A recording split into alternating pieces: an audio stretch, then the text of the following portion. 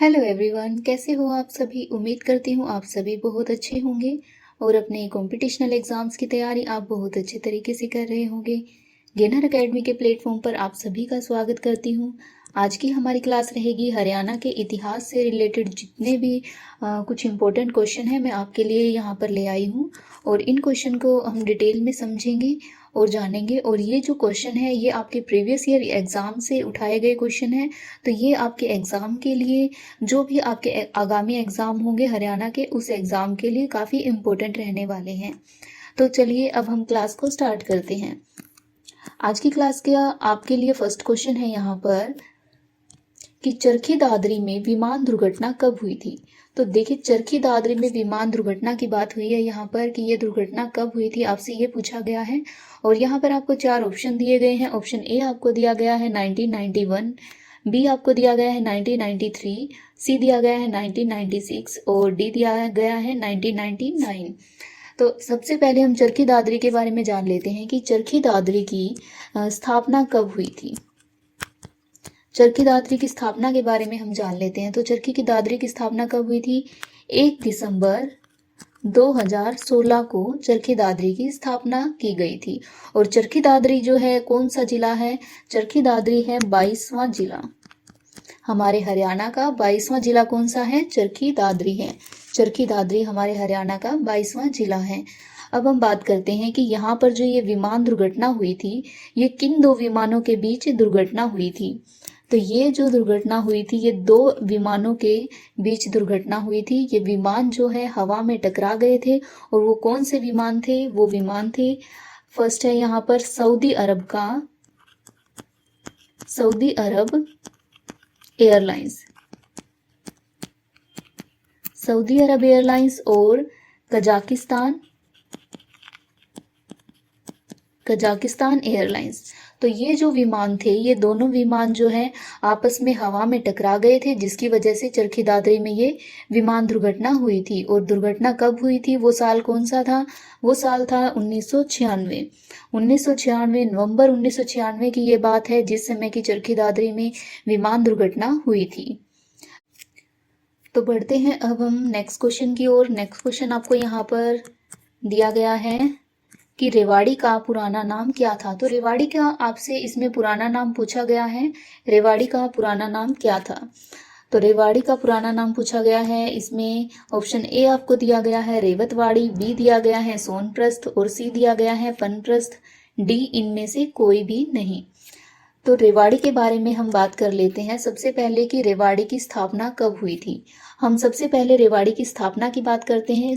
रेवाड़ी की स्थापना हुई थी नवंबर 1989 में। 1989 में रेवाड़ी की स्थापना हुई थी। तो रेवाड़ी में उस समय के जो प्रसिद्ध राजा थे उनका नाम क्या था? राजा रेवत। राजा रेवत जो थे उस समय के प्रसिद्ध राजा थे। और राजा रेवत की एक पुत्री थी जिसका नाम था रीवा। रीवा जो थी राजा रेवत की पुत्री थी। और राजा रेवत जो है वो रीवा से बहुत प्यार करते थे, इसीलिए उन्होंने रेवाड़ी का जो नामकरण किया था अपनी पुत्री के नाम से ही किया था। तो रेवाड़ी को रीवावाड़ी भी कहा जाता था। और रेवाड़ी को जो समय के साथ इसका नाम जो बदल दिया गया रेवतवाड़ी और वर्तमान में जो है रेवतवाड़ी को ही रेवाड़ी के नाम से जाना जाता है। तो हमारे क्वेश्चन का राइट आंसर क्या हो जाएगा? रेवतवाड़ी। रेवतवाड़ी इस क्वेश्चन का राइट आंसर हो जाएगा। इसमें आपको यहाँ पर सोनप्रस्थ, बी ऑप्शन दिया गया है सोनप्रस्थ और सी यहाँ पर दिया गया है पनप्रस्थ। तो सोनप्रस्थ जो है, सोनप्रस्थ किसे कहते हैं? सोनप्रस्थ कहते हैं सोनीपत को। सोनीपत का पुराना नाम क्या है? सोनप्रस्थ। और पनप्रस्थ का पुराना नाम, मतलब पनप्रस्थ जो है किसका पुराना नाम है? तो ये जो है पानीपत का पुराना नाम है। ठीक है जी, अब बढ़ते हैं नेक्स्ट क्वेश्चन की ओर। नेक्स्ट क्वेश्चन आपको दिया गया है यहाँ पर, योद्धेय काल में हरियाणा प्रदेश को निम्नलिखित में से किस नाम की संज्ञा दी गई। आपसे पूछा गया है कि हरियाणा प्रदेश को योद्धेय काल में क्या कहा जाता था। ऑप्शन ए आपको यहाँ पर दे दिया गया है योद्धेय गणराज्य, बी दिया गया है बहुधान्यक प्रदेश, सी दिया गया है मत्स्य प्रदेश और डी दिया गया है गण प्रदेश। तो इस क्वेश्चन का राइट आंसर क्या बनेगा? इस क्वेश्चन का राइट आंसर है बी, ऑप्शन बी इस क्वेश्चन का राइट आंसर हो जाएगा। बहुधान्यक प्रदेश, बहुधान्यक प्रदेश यानी कि अनाज से भरपूर, अनाज से भरपूर, अनाज से भरपूर होने के कारण ही इसे क्या कहा जाता था? बहुधान्यक। तो अब हम बढ़ते हैं नेक्स्ट क्वेश्चन की ओर।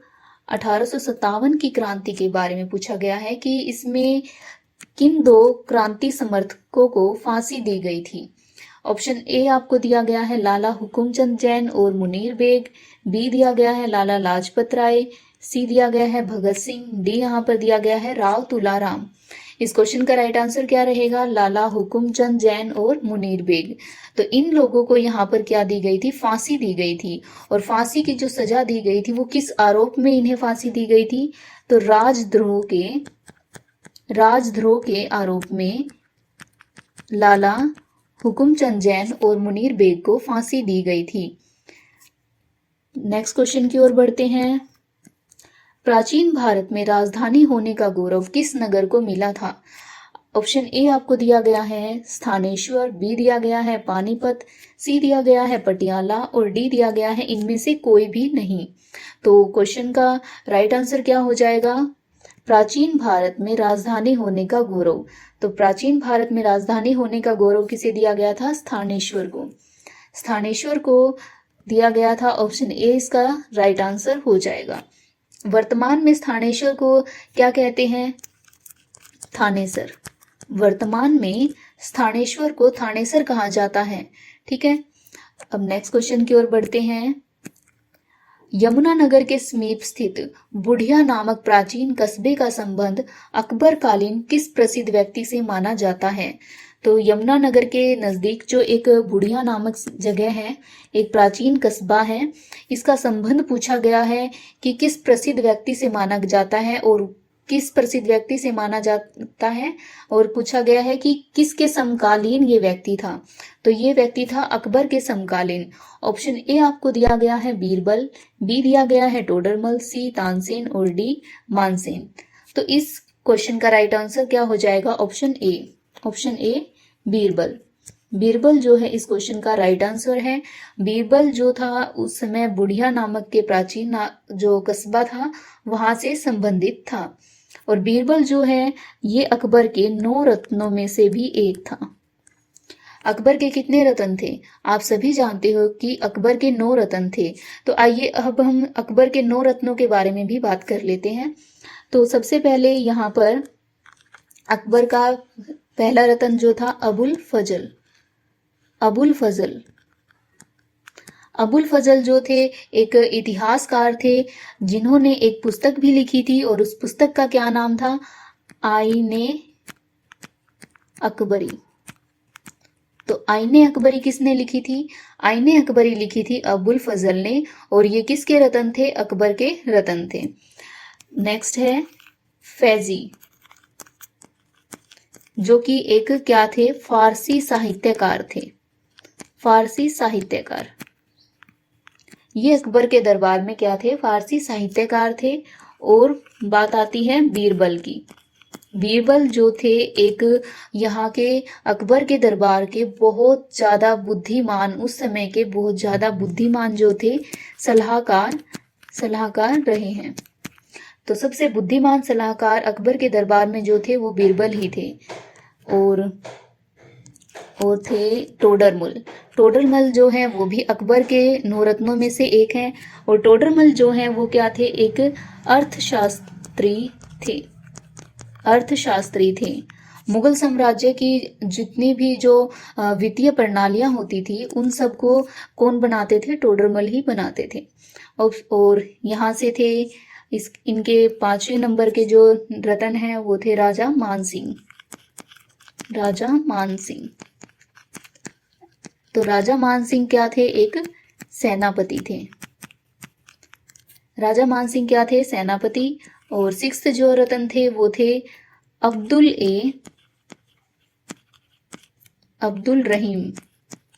रहीम, जो कि क्या थे? एक कवि थे और लेखक थे। और ये किसके लेखक थे? हिंदी साहित्य और फारसी साहित्य के लेखक थे। बात आती है सातवें रतन की, तो सातवें रतन कौन थे? यहाँ से तानसेन। तानसेन कौन थे? ये थे अकबर के दरबार के एक संगीतकार। अकबर के दरबार के ये संगीतकार थे। और आठवें रतन थे यहाँ से मुल्ला दो प्याजा। मुल्ला दो प्याजा, इनके बारे में तो आप सभी जानते हो। ये क्या थे? एक प्रसिद्ध उस समय के हास्य कवि थे। हास्य कवि थे ये अकबर के दरबार के, और एक बहुत बड़े विद्वान भी थे। नेक्स्ट है नौवें जो रतन थे वो कौन थे? फकीर अजियोदीन। फकीर अजियोदीन। फकीर अजियोदीन ये जो थे ये एक धार्मिक स्वभाव के व्यक्ति थे। धार्मिक स्वभाव के जो ये थे अकबर के दरबार के जो नवरत्न थे उनमें से ये प्रसिद्ध हैं नवरत्न। तो अब हम बढ़ते हैं नेक्स्ट क्वेश्चन की ओर। नेक्स्ट क्वेश्चन आपको दिया गया है, शक्तिशाली वर्धन वंश का उदय हरियाणा में कहां पर हुआ था? आपसे ये पूछा गया है कि जो शक्तिशाली वर्धन वंश था उसका उदय हरियाणा में कहां पर हुआ था। ऑप्शन ए आपको दे दिया गया है थानेसर या स्थानेश्वर, बी दे दिया गया है रोहतक, सी दिया गया है पानीपत, डी दिया गया है कुरुक्षेत्र। तो वर्धन वंश के बारे में हम बात कर लेते हैं। वर्धन वंश जो था एक शक्तिशाली वंश था। वर्धन वंश के प्रसिद्ध शासक की बात कर लेते हैं, कौन थे? हर्षवर्धन। हर्षवर्धन जो थे वर्धन वंश के एक प्रसिद्ध शासक रहे हैं। और हर्षवर्धन के पिता का नाम क्या था? हर्षवर्धन के पिता का नाम था, हम हर्षवर्धन के पिता और माता का नाम जानते हैं। तो पिता का नाम क्या था? प्रभाकर वर्धन। प्रभाकर वर्धन। प्रभाकर वर्धन तो हर्षवर्धन के पिता थे। और माता का नाम क्या था? यशोमती। यशोमती जो थी वो हर्षवर्धन जी की माता थी। ठीक है, अब हम आगे इसमें देखते हैं कि हर्षवर्धन जो थे वो उस समय के प्रसिद्ध क्या थे? शासक थे। और इनका राज्य अभिषेक कब हुआ था? हर्षवर्धन का जो राज्य अभिषेक हुआ था, राज्य अभिषेक कब हुआ था? 606 में। 606 ईस्वी पूर्व में क्या हुआ था कि हर्षवर्धन का राज्याभिषेक हुआ था। तो इस क्वेश्चन का जो राइट आंसर हो जाएगा थानेसर। इस क्वेश्चन का राइट आंसर है थानेसर, जो कहां पर है? वर्तमान हरियाणा में है। तो बढ़ते हैं नेक्स्ट क्वेश्चन की ओर। 1909 में क्रांतिकारी आंदोलन का प्रमुख केंद्र कौन सा था? 1909 में एक क्रांति हुई थी जिसका प्रमुख केंद्र आपसे पूछा गया है कि कौन सा था। तो इस क्वेश्चन का राइट आंसर पूछा गया है। ऑप्शन ए आपको दे दिया गया है रोहतक, बी हिसार, सी अंबाला और डी यहाँ पर दिया गया है पानीपत। इस क्वेश्चन का राइट आंसर क्या हो जाएगा? अंबाला। अंबाला जो है क्रांतिकारी आंदोलन का प्रमुख केंद्र था। और ये जो आंदोलन था इसका प्रमुख कारण क्या था? इसका कारण रहा था कि जो उस समय के उपायुक्त थे, उपायुक्त, उनके बंगले पर बम फेंका गया था। ठीक है जी, अब हम बढ़ते हैं नेक्स्ट क्वेश्चन की ओर। चीनी यात्री हेनसांग किस सम्राट के समय हरियाणा क्षेत्र में आया था? तो चीनी यात्री जो हेनसांग था वो किस सम्राट के समय पर हरियाणा में आया था, ये आपसे पूछा गया है इस क्वेश्चन में। ऑप्शन ए आपको दे दिया गया है हर्षवर्धन, बी दिया गया है राज्यवर्धन, सी दिया गया है प्रभाकर वर्धन और डी दिया गया है माधव गुप्त। हर्षवर्धन के बारे में मैंने आपको अभी अभी बताया है कि हर्षवर्धन जो थे एक प्रसिद्ध शासक रहे थे जिनके पिता का नाम क्या था? प्रभाकर वर्धन, और माता का नाम क्या था? यशोमती। और प्रभाकर वर्धन तो कौन थे? इनके पिता, और यशोमती थी इनकी माता। और इनके भाई का नाम क्या था? इनके भाई जो थे वो थे राज्यवर्धन भाई। तो राज्यवर्धन जो थे भाई, प्रभाकर वर्धन इनके पिता थे। और इनकी एक बहन थी, एक छोटी बहन थी जिसका नाम क्या था? राजश्री। राजश्री या राज्यश्री। राज्यश्री का विवाह किससे हुआ था? राज्यश्री का विवाह हुआ था कन्नौज के राजा, कन्नौज के राजा, कन्नौज के राजा कौन थे? ग्रहवर्मन, ग्रहवर्मन, जिसके साथ क्या हुआ था? राजश्री का विवाह हुआ था। तो चीनी यात्री हेनसांग किस सम्राट के समय हरियाणा में आया था? इस क्वेश्चन का राइट आंसर भी आपका क्या हो जाएगा? हर्षवर्धन। तो हर्षवर्धन के समय पर ही जो चीनी यात्री था हेनसांग वो यहाँ पर आया था, हरियाणा में आया था। ठीक है जी। तो अब हम बढ़ते हैं नेक्स्ट क्वेश्चन की ओर। नेक्स्ट क्वेश्चन आपको दिया गया है कि सूरज कुंड का निर्माण किसके द्वारा करवाया गया था। ऑप्शन ए दिया गया है अनंगपाल द्वितीय। ऑप्शन ए क्या दिया गया है, अनंगपाल द्वितीय। बी दिया गया है हेमचंद्र, सी महिपाल और डी दिया गया है हर्षवर्धन। तो सूरज कुंड का निर्माण किसके द्वारा करवाया गया था, ये पूछा गया है। तो सूरज कुंड का निर्माण किसने करवाया था, अनंगपाल द्वितीय ने। अनंगपाल द्वितीय जो है इस क्वेश्चन का राइट आंसर हो जाएगा। अनंगपाल द्वितीय ने सूरज कुंड का निर्माण करवाया था और इनका जो एक अन्य नाम और है वो क्या है, राजा सूरजपाल। राजा सूरजपाल। तो राजा सूरजपाल को ही अनंगपाल द्वितीय कहा जाता है। तो सूरज कुंड के बारे में अब हम कुछ बात कर लेते हैं कि सूरज कुंड का जो मेला है वो हर वर्ष कहाँ पर लगता है। सूरज कुंड का मेला देखिए हर वर्ष लगता है फरीदाबाद में। फरीदाबाद में लगता है। और किस माह में ये मेला लगता है, ये मेला लगता है फरवरी के महीने में। फरवरी के महीने में ये मेला लगता है। और यहाँ पर क्या होता है कि अपनी हस्तकला का प्रदर्शन करने के लिए यहाँ पर ये मेला लगाया जाता है। फरवरी के महीने में लगता है। अब हम बात करते हैं कि 2025 में जो मेला लगा था, 2025 में जो सूरज कुंड का मेला लगा था वो कौन सा मेला था, तो वो मेला था 38वां। कौन सा मेला था, 38वां मेला था। और ये मेला कब से कब तक लगा था, 7 फरवरी से 23 फरवरी तक ये मेला लगा था। इस मेले का जो है उद्घाटन किसने किया था, उद्घाटन आपसे पूछा गया है किसने किया था। तो इस मेले का उद्घाटन किया था पर्यटन मंत्री ने। और पर्यटन मंत्री कौन है, श्री गजेंद्र सिंह शेखावत। गजेंद्र सिंह शेखावत जो थे पर्यटन मंत्री, इन्होंने क्या किया था, इसका फरीदाबाद में सूरज कुंड के मेले का उद्घाटन किया था। और यहाँ पर जो होता है कि भारत और दुनिया भर से कारीगर आते हैं और अपनी कला और संस्कृति का यहाँ पर प्रदर्शन करते हैं। कला और अपनी संस्कृति का यहाँ पर प्रदर्शन करते हैं। यहाँ पर बहुत सारे देश जो हैं, भागीदार देश जो थे वो कौन से थे, बिम्स्टेक सदस्य जो थे वो यहाँ से भागीदार सदस्य थे।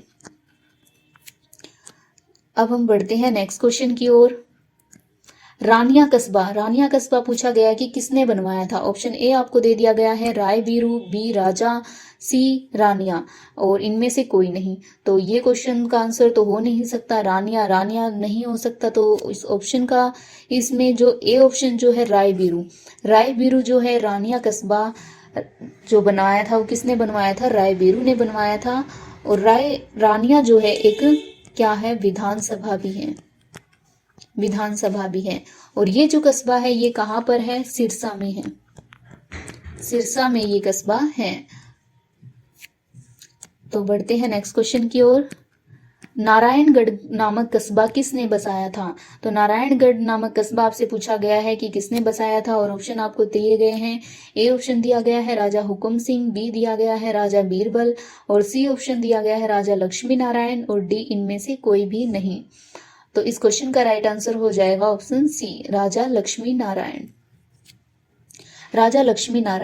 तो राजा लक्ष्मी नारायण के बारे में हम थोड़ी सी बात कर लेते हैं। यहाँ पर जान लेते हैं कि राजा लक्ष्मी नारायण जो थे वो किस रियासत के राजा थे। तो राजा लक्ष्मी नारायण जो है सिरमौर रियासत के राजा थे। किस रियासत के राजा थे, सिरमौर रियासत के राजा थे, जिन्होंने कि मुगल साम्राज्य के विघटन के समय पर एक किला बनवाया था। क्या बनवाया था, एक किला बनवाया था, या उस किले का नाम उन्होंने अपने नाम पर रखा था। अपने नाम पर क्या रखा था, नारायणगढ़ नाम रखा था।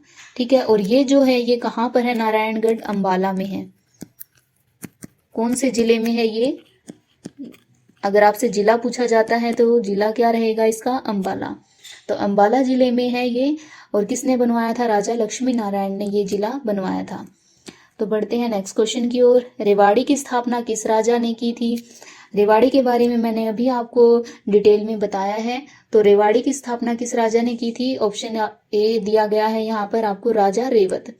तो राजा रेवत ने ही किस रेवाड़ी की स्थापना की थी। बढ़ते हैं नेक्स्ट क्वेश्चन की ओर। हरियाणा के एक बड़े भूभाग को श्रीकंठ जनपद कहा जाता था। यह नाम किस वंश के शासक ने दिया था? तो इसमें पूछा गया है आपको, 4 ऑप्शन दिए गए हैं, नागवंश, पुष्यभूति वंश, हुण वंश और गुप्त वंश। तो हरियाणा के एक बड़े भूभाग को श्रीकंठ जनपद कहा जाता था। ये जो थे, किस वंश के शासक जो थे, इन्हें श्रीकंठ जनपद नाम दिया था। ठीक है, तो इस क्वेश्चन का राइट आंसर हो जाएगा नागवंश। तो नागवंश जो था, उन्होंने हरियाणा के बड़े भूभाग को श्रीकंठ जनपद का नाम दिया था। तो आज की क्लास में बस इतना ही। मिलते हैं हम नेक्स्ट क्लास में। आपको आज की क्लास कैसी लगी है आपको कमेंट सेक्शन में जरूर बताना है, और नेक्स्ट क्लास आपको किस टॉपिक पर चाहिए आप वो भी कमेंट कर सकते हैं। और हमारे चैनल से जुड़े रहिए और चैनल को लाइक, शेयर और सब्सक्राइब करना बिल्कुल भी ना भूलें। तो थैंक यू सो मच।